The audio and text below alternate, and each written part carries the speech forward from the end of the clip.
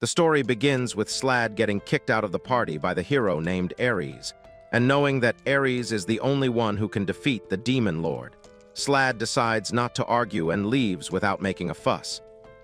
However, Slad can't help but wonder if the hero will be all right without his fully automated buff skill. The next morning, Slad wakes up and finds that he has no money or food to eat, which prompts him to start looking for a job. For this, he heads to the Adventurers Guild, where he notices a granny carrying groceries on her own. Slad offers to help her out and uses his buff skills on her, which makes her body feel lighter than before. Apparently, this skill is fully automated and cannot be controlled at will. However, it tends to activate each time Slad finds people he wishes to help. After dropping her off at a nearby shop, the granny offers to buy him some food, and Slad, whose stomach is emptier than a Discord moderator's dating history, gladly accepts. Following that, Slad heads inside the guild, where a hot receptionist welcomes him and asks him to fill out a form. After he's done filling it out, the receptionist goes away to double-check the information, when suddenly, Slad hears a girl yelling at someone who purposefully grabbed her peaches. After taking a good look at the elf girl, Slad notices that her clothes are showing more than they are covering and figures that the guy she's blaming is most likely a veteran adventurer. Slad decides to intervene and asks the girl to leave it at that, but instead she begins yelling at Slad as well, telling him to mind his own business. The hairy men agree as well, saying that all he was doing was trying to give the elf a warm welcome. Seeing her get even more furious, Slad lets her know that going against an adventurer more powerful than her is not a good idea. Furthermore, he tells the adventurer that what he did wasn't right, which causes that dude to get mad, and he throws a glass full of beer at Slad's face. Following that, he grabs Slad by his collar, saying that cocky people like him need to be taught a lesson. However, Slad replies that they shouldn't do this inside the guild and suggests heading outside, to which the adventurer agrees. Once they are outside, the elf girl tries to calm down the situation by admitting her fault, but that adventurer replies that it has nothing to do with her now, as it's between him and Slad. Before long, a crowd gathers around the two of them, and the adventurer tells Slad that he's going to expose him in front of everyone. With that, he charges Slad, and at the same time, the elf girl, who is inside the guild, gets told that the adventurer Slad is fighting is named Ganza, and there's no one in the guild who dares to defy him. After hearing this, she starts to regret her decision, as the only reason Slad got into a fight is because of her. Before long, that receptionist returns and asks the elf about Slad. She informs the receptionist that someone named Ganza took him outside, and after hearing this, the receptionist starts to panic and runs outside, saying that they need to stop Ganza as he is in danger. Meanwhile, Slad easily manages to dodge all the attacks Ganza tries to land, which annoys Ganza as he questions if Slad really is a rookie. However, Slad refuses and lets Ganza know that he's just pretty slow. Before long, Ganza starts getting exhausted, making the crowd wonder if Ganza has gone weak. Slad advises Ganza to stop, which enrages him, and he tries punching Slad once again, but to his surprise, his arm falls to the ground. This makes him question if Slad used some kind of magic, to which Slad disagrees, saying that his skill automatically decided that Ganza was an enemy and started making him weaker. Additionally, he informs Ganza that it's a unique skill, which are something that can only be possessed by one person in the world, a gift bestowed by God only once in a lifetime. If that's the case, Ganza can't figure out the reason Slad revealed something like this in front of everyone. Slad replies that it's because he wants Ganza to live and asks him to surrender. When Ganza disagrees, Slad reveals that if he doesn't admit defeat, his bones will start breaking little by little, and before long his heart will be crushed. However, Ganza stays persistent and tells Slad that it won't be that easy, when suddenly, the automated debuff ability increases its effects, making Ganza get crushed by the weight of his own armor. Following that, Slad warns Ganza that if this continues, he'll die and asks Ganza to surrender once again, but Ganza can't seem to put his ego aside. Just then, the receptionist draws Slad's attention by calling him the Triple S rank adventurer, telling him that the guild master wishes to see him. Ganza freaks out after hearing this and ends up losing consciousness, which works for the best, as due to this, the hostility disappears. Just then, the busty elf comes running towards Slad and gives him a hug. While Slad tries his best not to get bricked up, the elf mentions that she was scared that Slad might get hurt because of her. Slad apologizes for making her worry, and the elf introduces herself as Ethica. Simultaneously, the crowd begins to discuss how there's no way Slad can be a triple S-rank adventurer when out of nowhere. The guild master appears, and without wasting a second, bows down in front of Slad, apologizing for allowing one of his adventurers to cause trouble. Later, the two of them sit in the guild master's office, where Slad informs him that he's now a former adventurer. While Slad's actual abilities are quite average, his two unique skills fully automate buff and debuff, helping him make his allies stronger and enemies weaker. Thanks to this, he achieved great things and was called a triple S-rank adventurer. Eventually, the guild master questions the reason behind Slad's arrival, to which Slad replies that he is running short on cash. But the guild master finds it hard to believe, as someone who has reached the triple S rank should have wealth, status, and face at his disposal. Nonetheless, the guild master further informs him that if he has an S-rank badge or higher, then dining and lodging at the guild establishment are free of charge. And just like that, Slad finds himself standing in front of a luxurious palace. Suddenly, he hears a sound but fails to notice Ethica, who is hiding behind a tree, stalking him.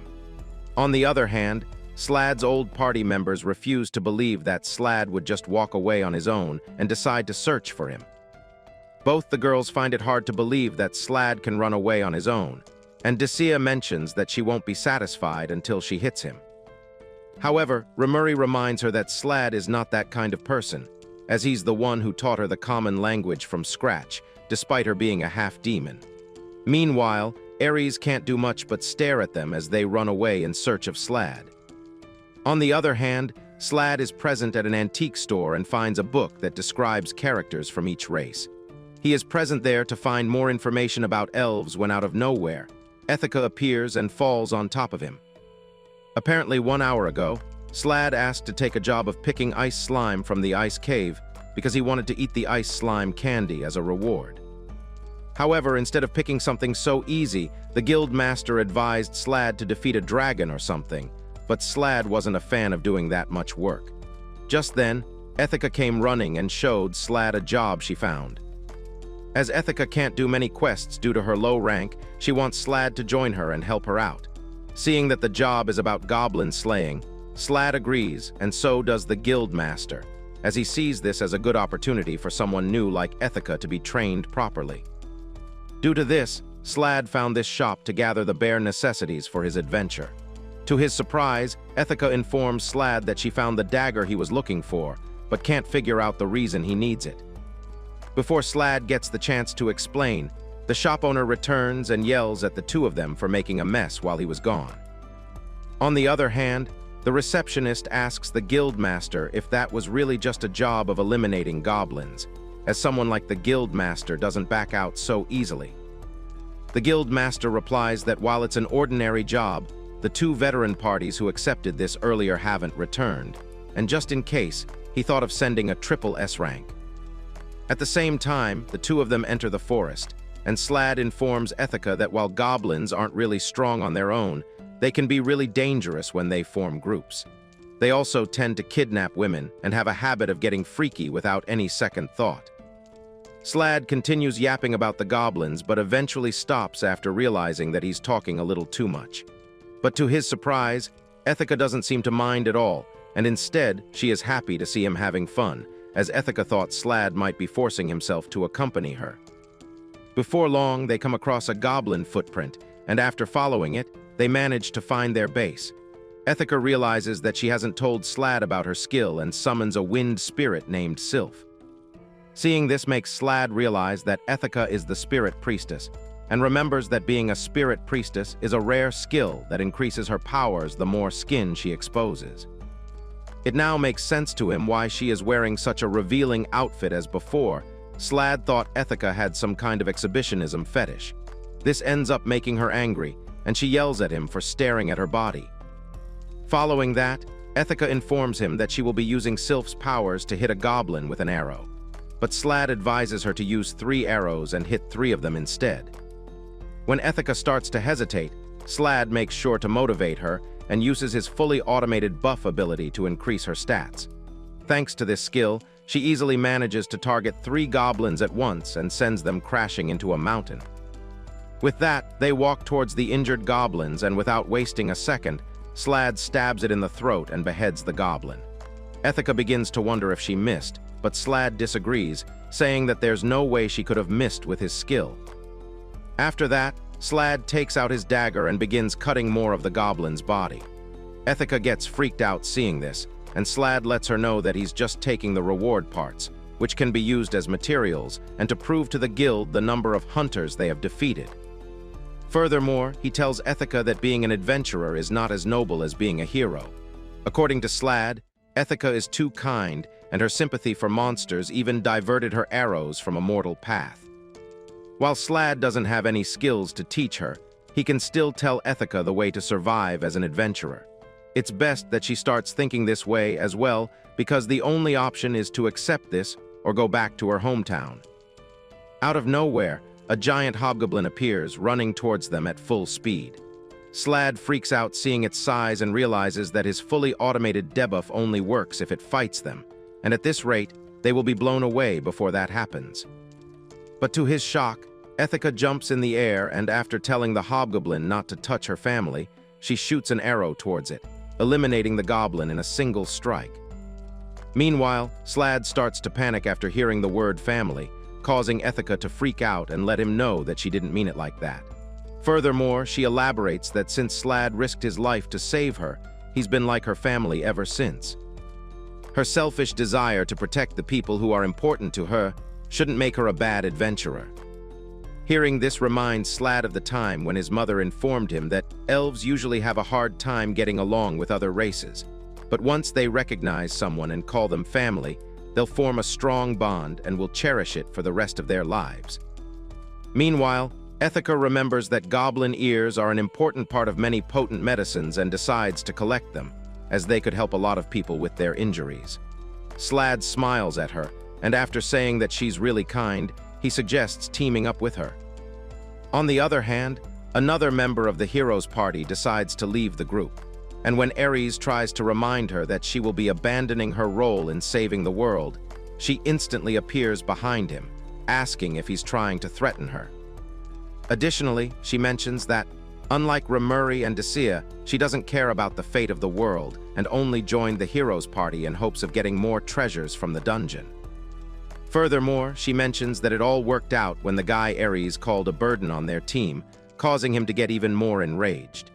Ares questions what's so special about Slad and tries punching her, but fails to do so and falls onto the ground like a pathetic weakling.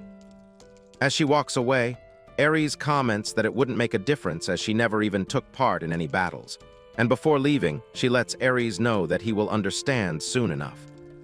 Some years ago, Ares was titled the hero of the world, and while he didn't really care about saving the world or anything, he felt good seeing people bowing their heads and obeying him. In order to take on the Demon King, Ares made sure to make a party full of thick baddies.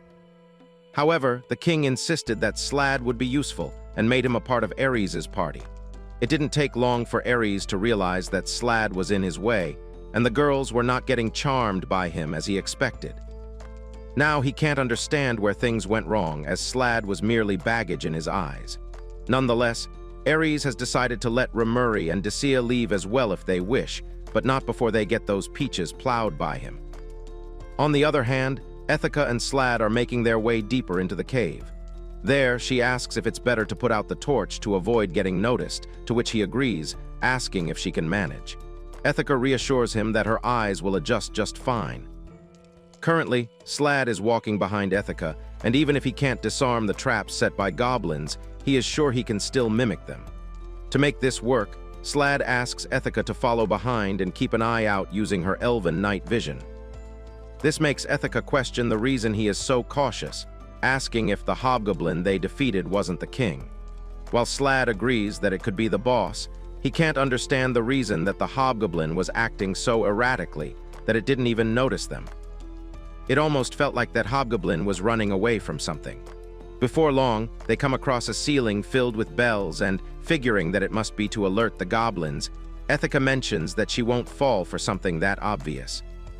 But just as she walks past them, Slad yells at her to wait, and simultaneously, the ground beneath her disappears, causing her to fall down. Just in time, Slad manages to grab her hand, saving Ethica's life. She then mentions how clever this trap is for a goblin, and Slad also realizes that the placement of this pitfall is perfect. If this trap is this clever, he is sure that a goblin shaman is involved, and when Ethica asks if they are strong, Slad replies that they can use curses and dark magic. Following that, he starts thinking about many ways to get past this trap while Ethica stands there, looking confused. Just then, Slad remembers her powers and asks Ethica to summon an earth spirit. With that, she summons the Temu version of Pinocchio, and the two of them prepare to put their plan to work. Before long, they manage to attract a couple of goblins in their direction, and just as Slad expected, the goblins seem to know the pitfall location and are deliberately avoiding it. However, it doesn't really matter as Ethica made a pitfall there using her spirits, and after successfully trapping the goblins, she easily blows its head off using her bow and arrow. After a quick celebration, Ethica compliments Slad for coming up with such an amazing plan, to which Slad replies that he figured a smart goblin would let the underlings know the locations of the trap. Additionally, he remembered that the earth spirit Ethica can summon is able to freely control the soil, so he had the spirit expand the existing hole. The goblins who thought it was a safe route fell into the hole. Apparently, this trick of outsmarting the enemy is something he learned from an old comrade. Soon after, they come across a bunch of stuff lying on the ground, but after searching thoroughly, Slad fails to find any kind of treasure. Moreover, there are now 4 paths in front of them, including the one they came from. As there are many footprints in this room, it might be necessary to pass through this room to go in or out of the others. Ethica figures that it means the goblins will pass through here and suggests placing another earth spirit, which can surely defeat them. Slad lets her know that spirits can only appear one at a time, and unless they are taking a break, he'd like the earth spirit to be with them at the front line. Without thinking much, Ethica then ends up summoning a giant one that could fight alongside them, and ends up making one that is way too large. Embarrassed, Ethica starts apologizing, saying that she didn't mean to make it this big, but Slad is well aware that it's his skill's fault that buffed Ethica's stats without her noticing, which is why he asked her to make the smallest size earlier. Just then, one of the goblins comes across the earth spirit and, without a second thought, runs for its life and enters one of the rooms. Slad realizes that the goblins might set up an ambush and block that path using the help of the earth spirit. Ethica then suggests blocking all the others as well, apart from the one they will be taking. With that being said, the two of them start working on their plan, and while doing so, Slad begins to wonder when was the last time he found adventuring fun, as when he used to raid dungeons with the hero, he always got yelled at. Luckily, Ethica brings him back to his right state of mind by proudly displaying those 2 big cannons. Nonetheless, they continue making their way forward, and after seeing a lot of bones along the way, Slad is sure that they will find a shaman ahead. Ethica notices that one of them is a human skeleton when suddenly, a hobgoblin burning in fire falls near the 2 of them. Slad realizes that this fire spell is too strong for a shaman and instantly runs towards the end of the cliff where he finds the boss. But to his surprise, that isn't a shaman but a rare species of monster called a goblin hag. Apparently, the higher-ranking goblins are categorized into 2 types. One is the hobgoblin and the other is the shaman. On the other hand, the weaker females are mostly treated like slaves by the male goblins, but in extreme cases, a female can undergo the same mutation as a shaman and end up becoming the rare monster species called the goblin hag. Knowing that the monster is out of their league, Slad suggests retreating and calling for backup. But just then, Ethica points at something, and after taking a closer look, Slad realizes that some of the adventurers are captured by the goblin hag. He is sure that they will be used for some kind of strange ritual, but at the same time, Slad is sure that this is too much for a beginner like Ethica to handle. Before Slad gets the chance to say something, Ethica jumps off the cliff, and at the same time, Slad remembers how he has never met someone weaker than him, as his skill always used to give buffs to his party. This is why Slad always stayed behind, but due to this, he was always the weakest and was often called a burden. But currently the only one who can save Ithaca and defeat the Goblin hag is him. After realizing this, Slad starts following Ithaca and tells her to only take down the enemies around the hag and not touch her, no matter what. As soon as he reaches the ground, a giant hobgoblin appears in front of him. However, thanks to the Earth Spirit, Slad is saved, and as he runs towards the Goblin hag, Ithaca makes sure to eliminate all the other goblins blocking his way. Eventually, he reaches close to the Goblin hag and notices that she is preparing to attack Ithaca with a fireball. Without wasting any time, Slad picks up a rock and uses a common skill called Taunt. With that, he throws that rock towards the hag and strikes her head. This shifts her attention towards Slad, but this is exactly what he wanted to happen. The hag then continues making her fireball even bigger to attack Slad and Ithaca, who notice this yell as him to run away. But Slad stands there, full of confidence as he realizes that the condition to trigger the fully automated debuff has been met. This causes the fireball to disappear and the hag's magic to instantly deplete. At this point, Slad figures that he must look like a very powerful foe in her eyes, and in order to win the fight, the hag decides to use her poison claws. She then charges Slad, but due to the debuff, her speed decreases, and Slad easily manages to grab her arm. Without wasting a single second, he then takes out his dagger and severs both her arms, making both her magic tool and the poison claws completely useless. With nothing left to fight with, the hag lies on the ground, powerful. Before long, Ithaca comes running and Slad decides to tell her everything. He starts off by informing her about his unique ability, and further mentions that the debuff ability drops the target's attack power to its absolute minimum, before accelerating their aging. Ithaca calls it a pretty gross skill, and Slad lets her know that if the skill determines that the hostility is gone, everything will return to normal. However, for a female goblin who has lived her entire life in hatred, the concept of forgiving someone might not even exist. Ithaca finds it pretty sad and suggests ending things quickly. However, Slad says that it's not an option as goblin hags have a curse called the Death Curse. It is a skill that curses the person who eliminates her. So the only method to eliminate them is by either using a poison or a non-lethal wound that leads to death by blood loss. After hearing this, Ithaca starts bawling and mentions that a creature that only lives by hating and cursing others is such a tragic existence. Seeing her cry makes Slad also hope that the Goblin hag finds happiness in another life. Eventually, they manage to save the other adventurer and are on their way back, listening to the praises they are showering these two with. Before long, they manage to reach the exit, and after getting out, Slad congratulates Ithaca for clearing her first adventure. Additionally, he reminds Ithaca that her deepest desires were to protect her family and loved ones. The adventurers she met were strangers at first, but they became the people she wanted to save and ended up protecting them. On their way back to the town, Ithaca thanks Slad for everything and mentions that she's glad her first adventure was with him. Following that, she suddenly bows in front of him, requesting Slad to stay at the party with her from now on. To her surprise, Slad agrees, and she starts saying how her skills are starting to improve as well.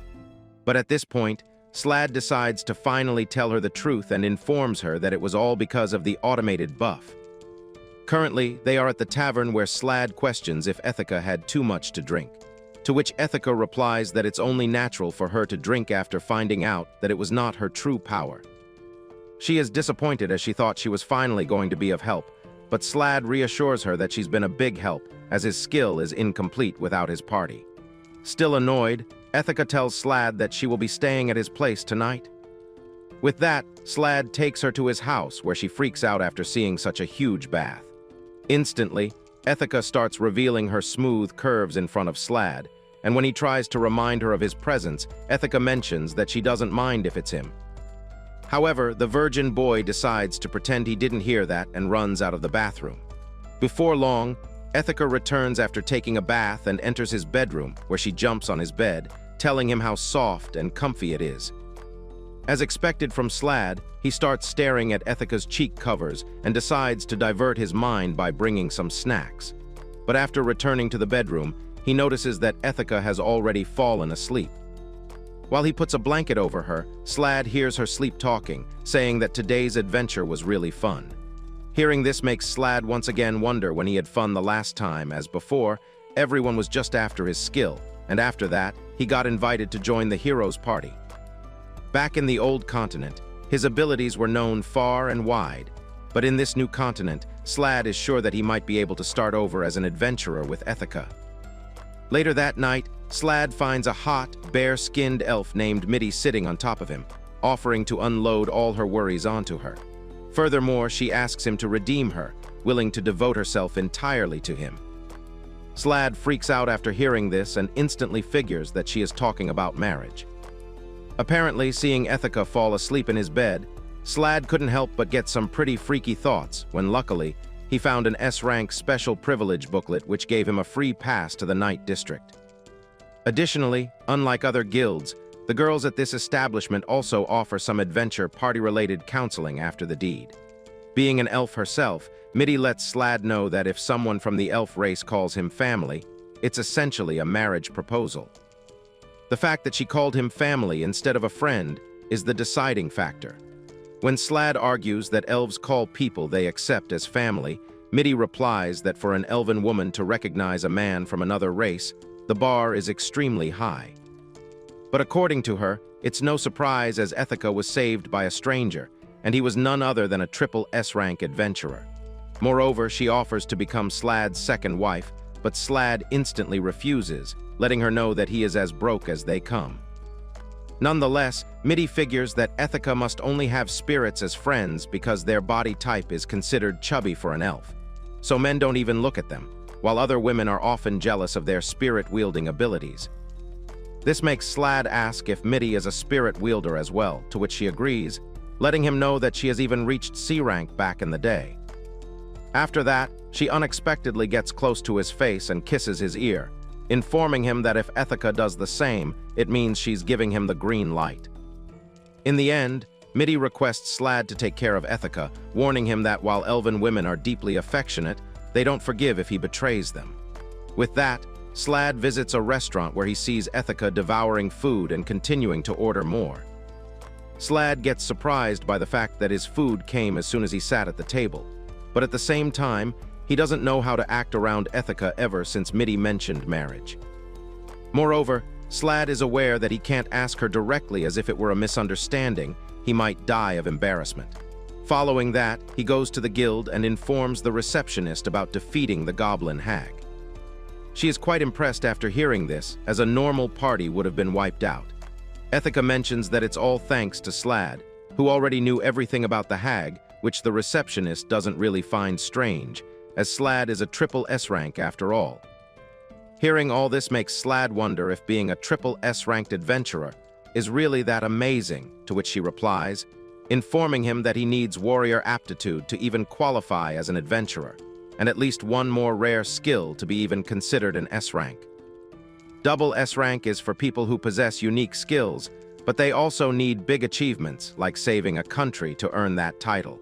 Then comes the triple S-rank, which means someone who saved the world. This means Slad is considered someone who saved the world, and while he further delves into this topic in his mind, the receptionist kindly asks him to sign a document. Curious, Slad asks if this is for his reward, to which she disagrees, saying that it's a marriage certificate and asks Slad to marry her. Both Slad and Ethica freak out after hearing this, while she continues requesting him to sign the certificate, saying that she wouldn't mind Slad having affairs as well. Just then, Ethica gets in the way but gets told by the receptionist to stay out of this. After thinking about this situation, the receptionist realizes that Ethica must have first dibs and mentions how she can't blame her as being a triple S-rank if the ultimate golden ticket. However, Ethica argues that it's not about the rank or money, as all she wants is for Slad not to marry a flat gold digger. After a long heated argument, the receptionist finally gives up, and after Slad rejects her, she accepts this and mentions how she would have regretted not going for it. With that being said, Ethica walks away, seemingly furious, and when Slad wonders if she's mad, the receptionist says that it's only natural, as someone important to her suddenly gets a proposal like that. Furthermore, she asks Slad how he feels about Ethica. After leaving the guild, Slad finds Ethica waiting outside and lets her know that her saying that his rank didn't matter made him really happy. Ethica replies that he doesn't have to thank her and wonders if this is normal in the human city, to which Slad disagrees. However, Ethica still can't help but worry that more such people might approach him. Just then, Slad unexpectedly asks Ethica if she wants to marry him, but instantly takes it back after realizing that his tongue accidentally slipped. Additionally, Slad lets her know that he knows what calling someone's family actually means, causing Ethica to hide her face in embarrassment. She then mentions how grateful she is for him, but at the same time believes that Slad might not have a reason to marry her. To her surprise, Slad asks what will happen if he does have a reason, which makes Ethica panic, and she reminds him that the two of them just met yesterday and rushing into marriage would be crazy. Ultimately, Slad ends up laughing out loud, and when Ethica asks the reason, Slad replies that the way she was acting all shy is pretty adorable. Nonetheless, he then suggests buying some new gear from their reward money, and while she is busy shopping, Slad thinks that maybe he was searching for a girl like Ethica all along.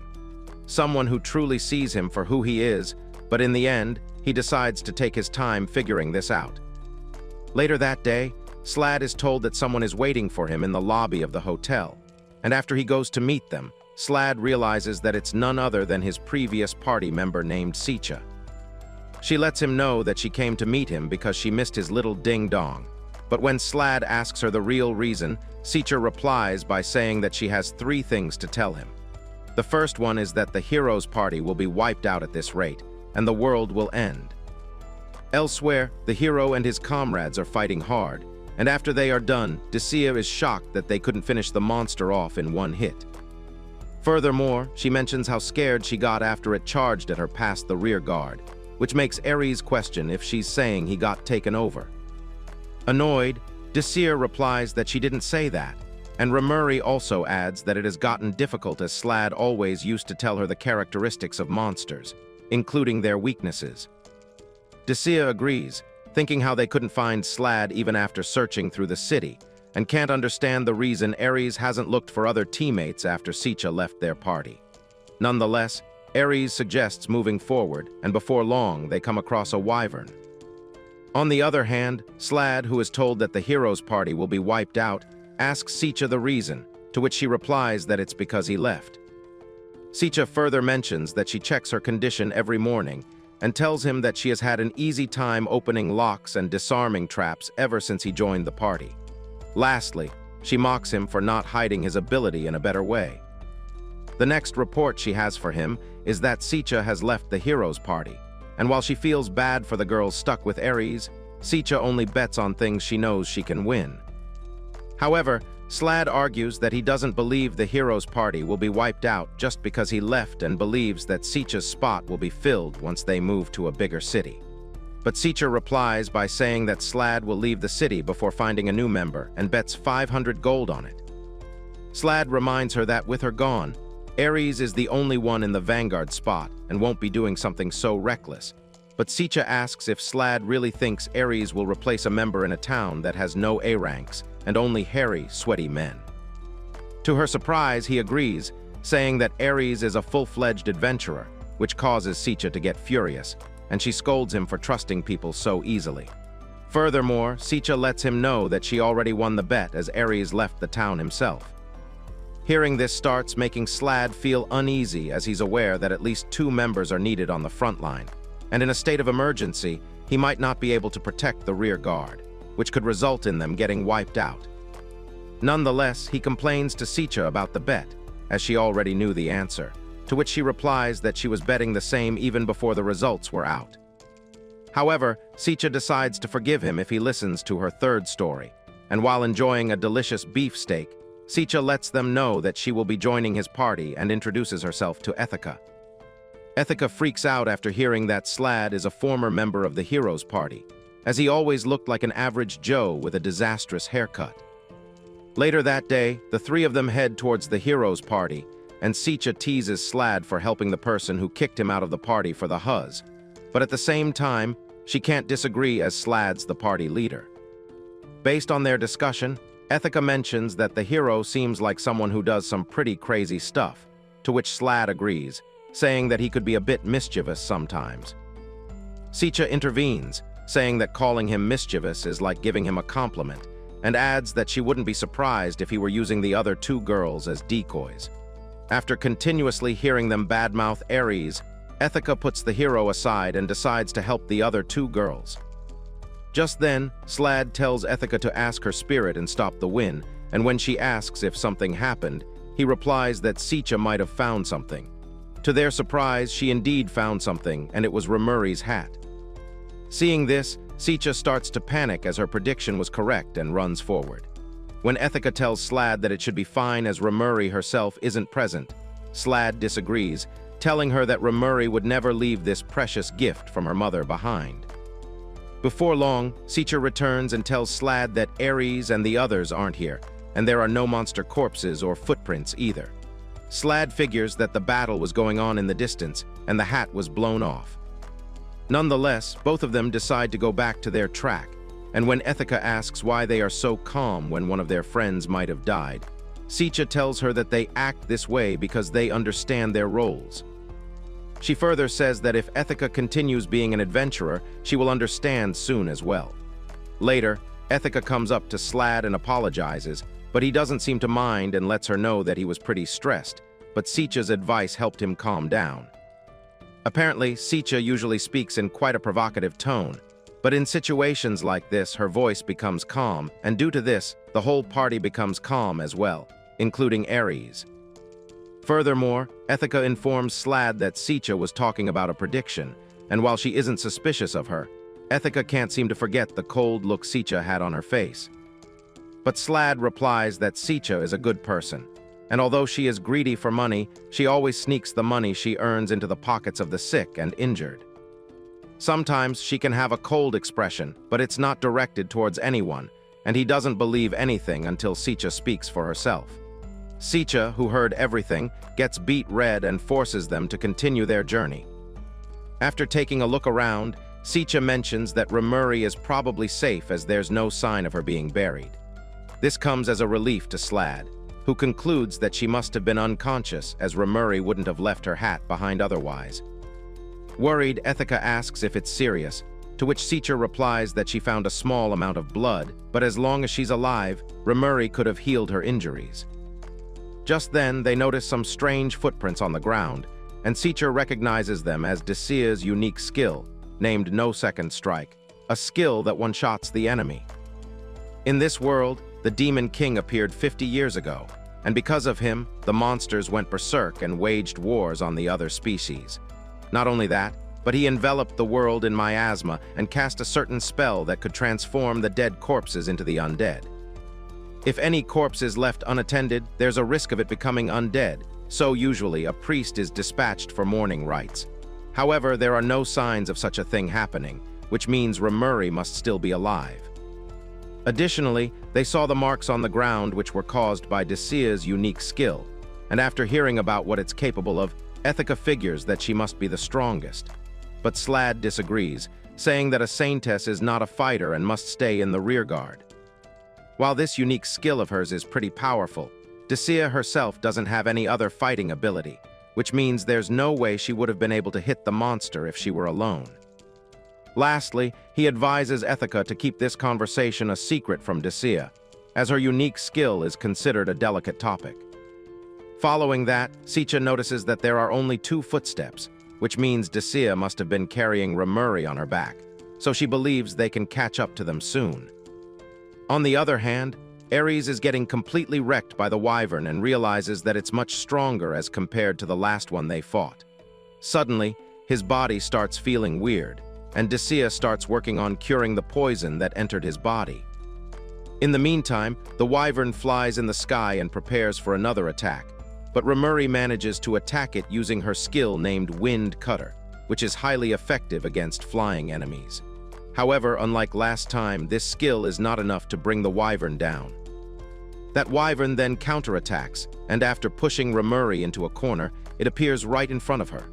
Meanwhile, instead of helping her out, Aries decides to get out of there as he figures that she will be dying sooner or later. While he regrets not getting a taste of her cake, Aries couldn't care less about her life. Just when the wyvern is about to turn Remuri into minced meat, Desea appears and uses her unique skill to eliminate the wyvern once and for all. Following that, she is really grateful that she managed to land the attack and notices Remuri lying on the floor, calling Slad's name. Desea thinks back to the time when Slad protected her from an explosion, even though he had no armor and was just a bag carrier. Seeing that the wyvern has been defeated, Ares shamefully returns after hiding behind the bushes this whole time. He mentions how Desea is more suited to being a fighter, and when Desea confronts him for not protecting her, as he's the only one who could have done it, Ares replies that the distance was out of the range of his sacred sword. Desea argues that a hero should be able to use wind cutter, and instead of apologizing, Ares mentions that it felt so good to cut the monsters down with his sword that he completely forgot about his skills. Furthermore, he mentions that it doesn't matter if Remuri lives or dies, as he can still use magic to defeat the monsters. Furious, Desea lands a sucker punch on his chopped face, calling Ares the lowest of the low. Ares gets angry and questions what he did to deserve to be hit. However, she totally ignores him and suggests taking Remuri to a safe place. But little does she know that Ares has other plans as he wants to dive into her pants tonight. He has decided to do it after they remove their equipment and plans on feeding them to some monsters to silence them after he's done. On the other hand, Ethica points at a house in the woods, making Seicha impressed that Ethica found it before she did. With that, they end up in front of the house, and Slad, who notices 2 footprints in front of it, wonders what happened to the people who own the mansion. Seicha adds the fact that it rained in the area recently, so it's not really unusual. Just when they are about to go inside, Ethica asks if they are really entering the mansion, and when Slad questions if something is wrong, Ethica replies that she's got a bad feeling as the spirits are too quiet. This makes Slad ask Seicha to scout the entrance like she does for dungeons, and when Ethica says that it was just a feeling, Slad advises her to always trust her gut. Even if nothing is wrong, it's best for them to check it beforehand. Soon after, Seicha returns, informing them that the mansion itself is a monster. She then asks if Slad knew about it, to which he disagrees and says that there are 3 types of monsters that pretend to be a building. One of them is called the Imitation House, and the other one is called the Ghost Mansion.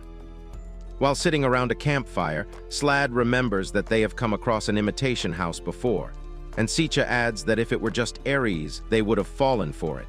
But there's no way Desea would have allowed something like that to happen. Additionally, if it were a ghost mansion, Desea would have noticed it instantly due to her passive undead detection skill.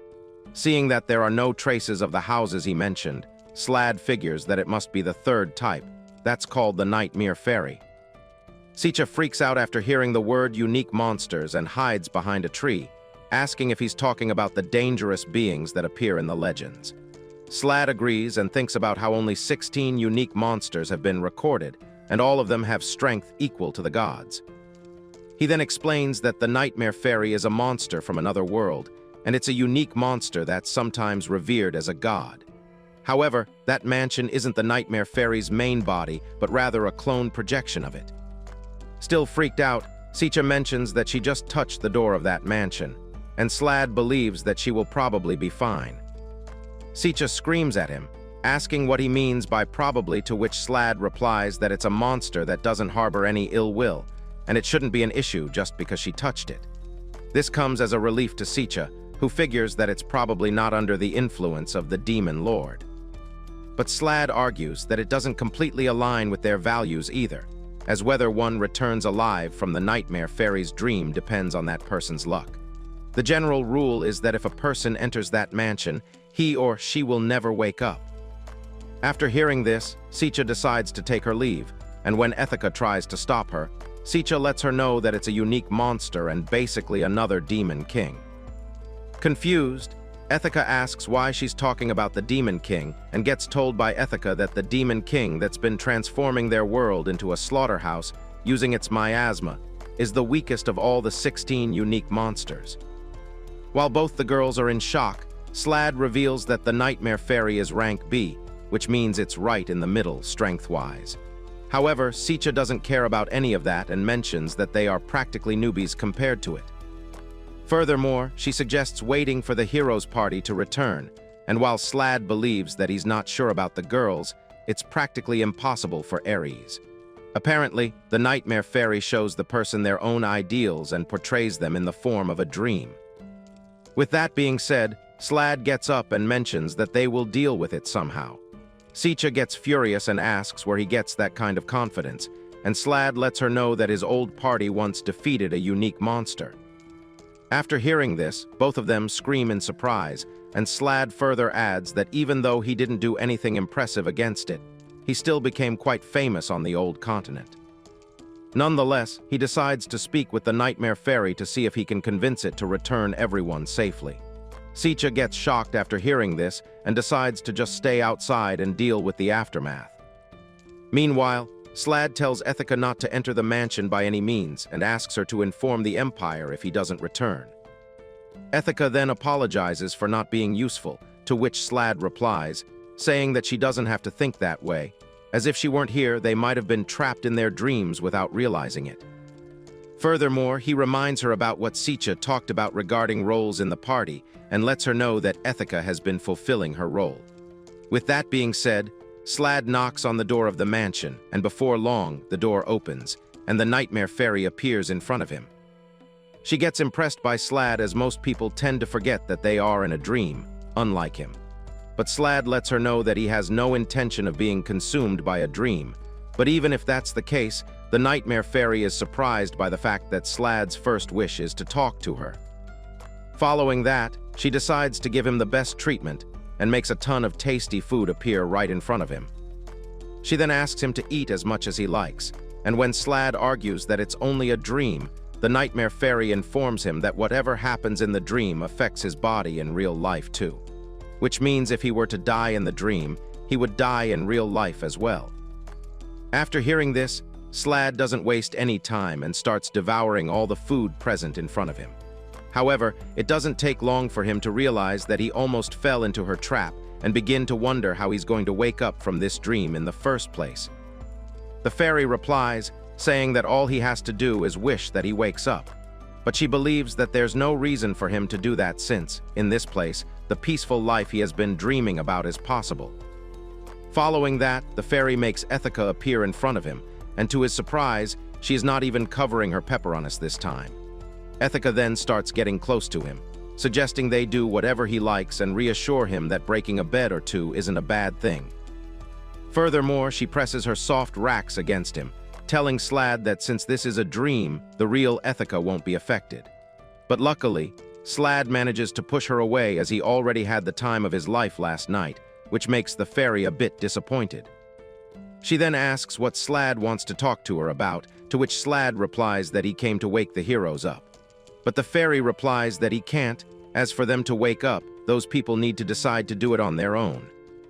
Just then, she notices that Slad is thinking about something absurd and informs him that she needs to hear him say his wish aloud for her to grant it. Slad then decides to tell her and asks the fairy to let him enter all of their dreams. With that being said, Slad finds himself standing in a forest, and soon after, the fairy also appears, excited as she wasn't expecting him to call her into another person's dream. When Slad asks if this is really something she needs to be so excited about, the fairy replies that there are not many people who want to encounter her in a dream. Furthermore, she informs him that it's Remuri's dream, and when Slad mentions that he feels bad barging in like this, the fairy lets him know that she wanted to see him the most. On the other hand, Ethica starts to wonder why Slad is keeping his skill a secret from the heroes' party. And when Seicha asks why she's suddenly thinking about that, Ethica replies that she's been curious about it ever since she heard about the heroes' party. She believes that Slad must have known that if someone like him left the party, they would have been in real trouble. Furthermore, Ethica tells Seicha that originally she didn't feel the effects of the buff and brushed it off as the spirits being in a good condition. Seicha mentions that this is the problem with Slad's skill, as it took her a whole month to realize that she was getting buffed by him. She further adds that Slad wouldn't have told them about it if he didn't trust them enough, as he even used it in public when he was trying to help Ethica out. If that's the case, Seicha doesn't think keeping his skill a secret is important to Slad, and if they talk about the reason, even she has no idea. Seicha then mentions that maybe Slad has taken a liking to her cakes, which causes Ethica to blush, and she mentions that hearing this makes her happy. Additionally, Ethica wonders why he always acts so humble despite having such an amazing skill, to which Seicha replies, saying that Slad really sees himself as average. Seeing that Ethica is having a hard time believing this, Seicha decides to give her an example and tells Ethica to imagine herself without being the spirit priestess. Ethica replies that it would be extremely difficult for her, to which Seicha agrees, saying that she's gotten used to her powers. But a rare skill and a unique skill can't be viewed as a different entity from the skill holder. It is the case especially for unique skills, as it's something he is born with. Since the skill is an identity of the skill holder himself, having this unique skill is normal for Slad. This makes Ethica realize that the skill is an identity of the skill holder himself, and Ethica adds, saying that Slad doesn't use his skill. The interesting part is that his skill is automated, and it activates regardless of his will. Even if that's not the whole reason, it's obvious to Seicha that Slad doesn't think of himself as amazing, which makes Ethica mention how she feels bad for him. However, Seicha has a different point of view as she is rather envious of him. The reason is that Slad isn't aware when his ability is active, so he's free from the weight that comes with having a skill. This also means that Slad never gets carried away or overly relies on his skills. Elsewhere, Slad, along with the fairy, notices someone wearing Rimuri's hat and gets told by the fairy that it's her mother, who passed away. Slad realizes that one of the kids should be Rimuri, but since she is a half-demon, he can't understand why her skin color isn't bluish-white. Nonetheless, the fairy then asks what Slad plans to do, and without thinking much, he walks up to Rimuri's mother and greets her in a pretty awkward manner. Her mother greets him back, asking how she can be of help. Suddenly, Rimuri comes running and gives Slad a hug, saying that she really likes Uncle Slad. He pats her head and lets her know that he likes her a lot as well. Furthermore, Slad informs Rimuri that she is currently inside a dream and needs to go back. But when he asks if she wants to come with him, Rimuri refuses and runs away. Thinking about her current circumstances, Slad starts feeling bad for trying to get her out of the dream and tells her mother that he will be back later. However, Rimuri doesn't like it and asks Slad to stay as she wants to be with both Slad and her mother. Before Slad gets a chance to reply, the other kid who was playing with Rimuri grabs his arm, telling Slad that she agrees with her as well. Slad begins to wonder if she is Rimuri's younger sister, but eventually lets the girls know that he needs to visit other people, as he is not a part of Rimuri's dream. With that being said, Slad apologizes and starts walking away when suddenly, the atmosphere changes, and Slad notices the real and busty Rimuri he has known standing behind him, saying that she doesn't want him to leave. Seeing her skin color, Slad mentions that she must have hated having demon blood running in her, to which she agrees. Slad starts to wonder if there's a painful memory that's causing Rimuri to deny her own existence, and asks if she remembers what she said before. Rimuri replies by saying that there's no way she'd forget and remember all the times she was mocked and bullied for having demon blood. However, Slad was the only one who accepted her, and now she wants him to say those words once again. With that, Slad puts his hand forward and tells Rimuri that it's okay to be who she is. Hearing this brings tears to her eyes, and she grabs his hand as well. He then questions if he reminded her of what Rimuri wanted to do, to which she agrees, telling him that it's for her to defeat the Demon King, and for all the half-demons to be accepted, including her. Afterward, they both prepare to return, and Rimuri lets the fairy know that it's time for her to wake up from this dream. Before long, the two of them exit the mansion while holding each other's hands. With a smile on her face, Rimuri greets Slad by saying good morning, but instantly gets embarrassed afterward, reminding Slad that this is how she's usually like. Nonetheless, he pats her head, talking about her missing hat, and at the same time, Seicha walks up to her. Rimuri gets surprised seeing her and asks Seicha where she was, to which Seicha replies, saying that it will take some time to explain. After that, she hands Rimuri her hat, but Rimuri gets a bit disappointed after seeing it in such a bad state and begins apologizing to her mother. Just then, Ethica intervenes and says that it will be fixed immediately if she lets one of her spirits deal with it. Surprised, Rimuri asks who she is, to which Ethica replies that she's Slad's new companion. Remuri instantly looks her up from head to toe and gets shocked after seeing the difference in their milkers. Following that, Ethica grabs her hand and mentions that while she doesn't have a house here, if she finds the spirit of a house somewhere, her hat can be restored to its former state. Remuri gets excited hearing this, and just like that, the two of them become friends. Meanwhile, Seicha tells Slad to share some information before they return to the mansion. To start things off, he informs Remuri that it was Ares who chased him out, and Seicha adds the fact that Ares is moving pretty predictably.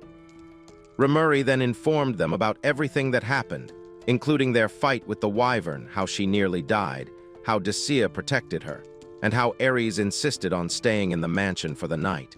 Even though Desea wanted to stop him, she was forced to comply in order to let Remuri rest. Hearing this causes both Ethica and Seicha to call Ares some words that even the 2017 PewDiePie was scared to say. However, Slad reminds them that Ares is still the hero, and they can't seem to argue with that. Curious, Ethica asks if the hero is really that important, and this makes Remuri realize that there are still some people in the dark. She then informs Ethica that the Demon King is immortal, and the power scale is completely different from other races. Additionally, it's making the monsters more savage and controlling them to fight against the different races.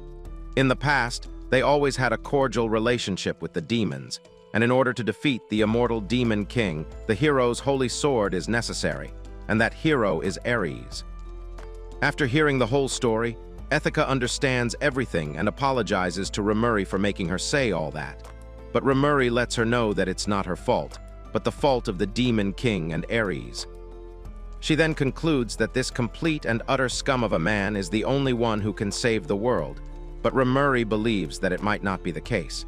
The hero's skill isn't unique, but a rare skill, and it might be possible for someone other than Ares to have it as well. However, Seicha argues that while it's not a unique skill, that skill is still so rare that only one has appeared in these several hundred years. Remuri agrees and remembers that there's no record of two heroes appearing in the same era, but she still chooses not to lose hope. She then wonders what would happen if Slad were the hero, but he lets her know that he's just a jobless person. This annoys Remuri, and after hugging him, she lets Slad know that, at least to her, he is her jobless hero. Seicha also tells Slad that his achievements are more impressive than the hero, as not only did he wake up from the Nightmare Fairy's dream, but he also managed to bring back Desea.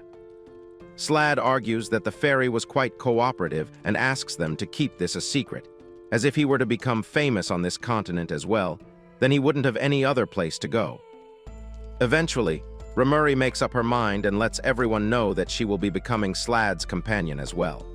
Seicha asks if that's okay, as the Demon King can only be defeated with the hero's sword, and wonders if she's giving up on her dream. But Remuri replies that there must be another way, and she hasn't given up yet. After hearing this, Seicha smiles and realizes the reason Slad wanted to chase after Ares. She further mentions that she truly regretted leaving the party after finding Remuri's hat, and for the fact that she was naive, Seicha apologizes. But seeing both Remuri and Ethica confused, Seicha tells Slad to explain. He informs them that Seicha wanted Ares to reflect on himself and make him realize how precious his companions were. But to his surprise, Seicha headbutted him, saying that it's completely wrong, as all she wanted was for Desea and Remuri to give up on Ares as well. She knew that Ares wasn't strong enough to defeat the Demon King, so there's no reason for them to stick around when he can't even save the world. Slad questions if Ares is weak, which annoys Seicha even more, and she kicks him away, saying that he should be more aware of his own skills. Confused, Remuri asks what she's talking about, and after getting to know everything, Remuri starts clinging to Slad, calling him her hero.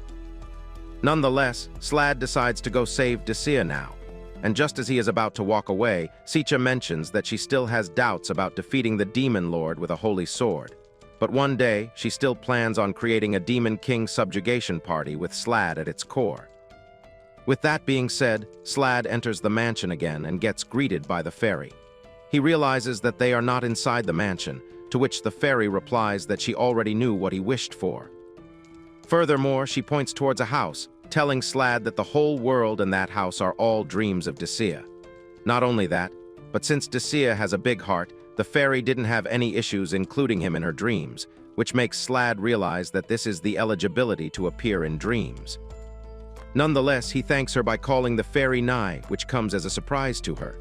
Slad wonders if she doesn't like it, but Nai replies that she does and will be calling herself Nai from now on as well. Afterward, Slad asks Nai if she can't access information in relation to herself, which confuses her, and she informs him that the only thing she knows is his wishes.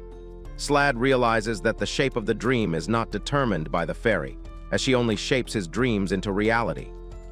Her reason for living is to turn their happy dreams into a reality, so there's no reason for the fairy to have an existing form.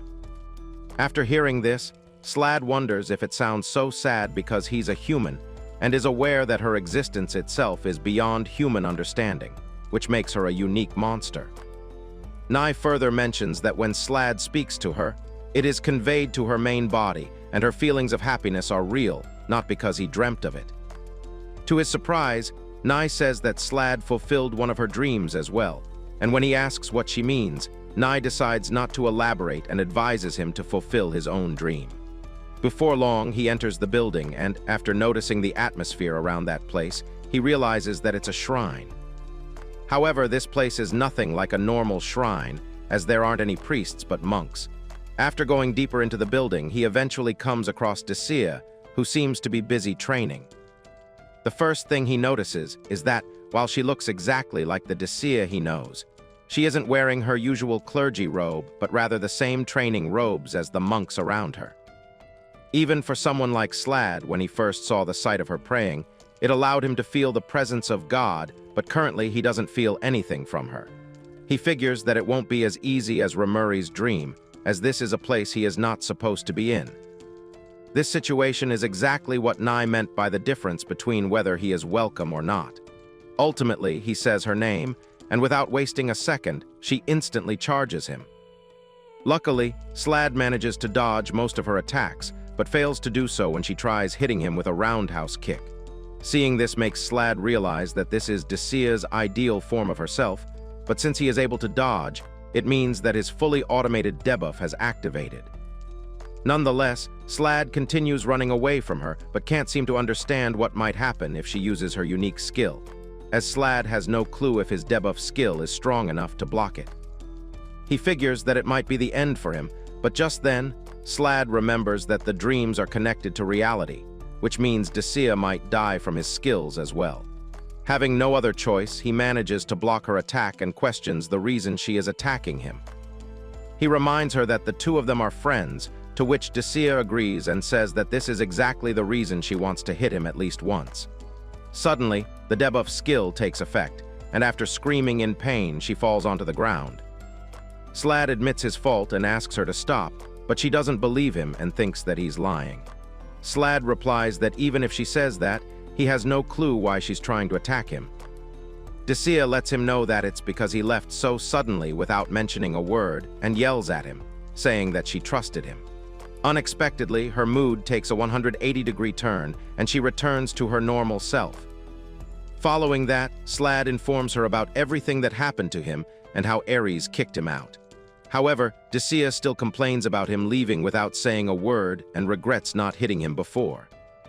Slad starts feeling bad about calling them his friends, but still letting them down, and with a change of mind, promises Desea that he will never disappear on her again. After that, Slad explains everything related to the mansion and how they are in a dream, but Desea doesn't believe it and says that for a dream, this place is too vivid and realistic. Slad suggests taking a look around if she thinks that way, to which she agrees, but after taking a walk around, Desea mentions that it's pretty normal to her, while Slad freaks out as all the monks have now turned into priests. Realizing that there's something strange about it, Slad tries talking to some of the priests, but every single one of them ignores him like freaky performers ignore a broke guy. After thinking hard about their current situation, Slad figures that she must have dreamed about priests who would ignore them. Following that, Desea asks if he's done, as she'd like to go back to training. When Slad asks her the reason, she replies that she needs to train in the garden because she's a monk. This made Slad understand what's going on, as he figured she might remember who she is if she remembers him and the hero's party. With that, he tries reminding Desea that she's actually a saintess. But when Desea argues that she was a monk from the beginning, Slad lets her know that it's all for defeating the demon lord, and when he asks Desea about her reasons, she replies that everyone wanted that from her. They smile whenever she gives it her all and praise her for doing a good job. Slad then asks Desea if everyone includes her as well, and wonders if she remembers the time she healed his wounds.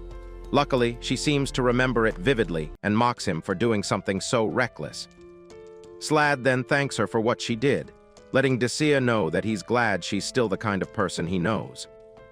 Eventually, he informs her that monks can't use healing magic, causing Desea to deny it when, unexpectedly, all the priests appear, asking her to defeat the demon lord alongside the hero.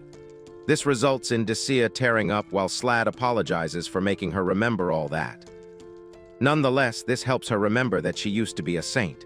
However, Slad still gives her the choice to stay a monk and not return to the old world. Suddenly, the atmosphere changes, and they find themselves in a bar where Desea mentions that she has to make the most of that unique skill she has. Furthermore, she tells Slad that he is the only person who's ever offered her a real choice like that, to which Slad replies that his answer is the same as it was back then. With that, the scene once again changes, and this time, Desea finds herself in her saint outfit, standing in front of the priest, promising to bring down the demon lord and restore peace. Ultimately, her dream comes to an end, and Slad finds himself lying on her lap. He instantly gets away from her, and seeing the mansion makes Desea realize that it really was a dream. Slad then mentions that he never knew she wanted to be a monk, and Desea replies, saying that it's not quite it either, as she has always done what others expected of her. Due to this, Desea always asked if that was truly her own desire, and that's why she just wanted a wish of her own. Later, the two of them unite with the others, and instead of greeting Desea first, all the Huz jump onto Slad. After they are done exchanging information, Desea suggests saving Ares as well, but the others disagree, wanting him to stay in his dream state. Desea argues that they can't just toss aside the only person capable of defeating the demon lord. Annoyed, Remuri comments on how Desea is not budging, to which she agrees, saying that guiding the hero and saving the world is her mission. She further mentions that it doesn't matter if Ares was strong due to Slad's skills, as the only one who can wield the holy sword is Ares. So they must control the hero and force him to defeat the demon lord. However, Seicha still refuses to go along with this plan, and so does Remuri, who refuses to follow Ares anymore. Desea gets disappointed seeing them not understand her and asks Slad what he is thinking. Slad replies that he is thinking of a way to wake Ares up, which makes Desea wonder if he will join the hero's party again. Slad mentions that he will if Ares is okay with it, but he has a condition, that is for them to keep his skill a secret from Ares. But to his surprise, Desea gets furious after hearing this and begins yelling at Slad, asking if he really hates the idea of his skill getting known that much. Furthermore, she lets him know that skills are meant to be used properly for the good of everyone, but Slad tells Desea that it's not how he thinks. Annoyed, Desea asks what he means, to which Slad replies that if Ares finds out about his skill, he will stop fighting altogether. Do you believe saving Ares is really a good idea? Comment buff if you'd like a part 2 of this series. As usual, thank you for tuning in and we'll catch you in the next one.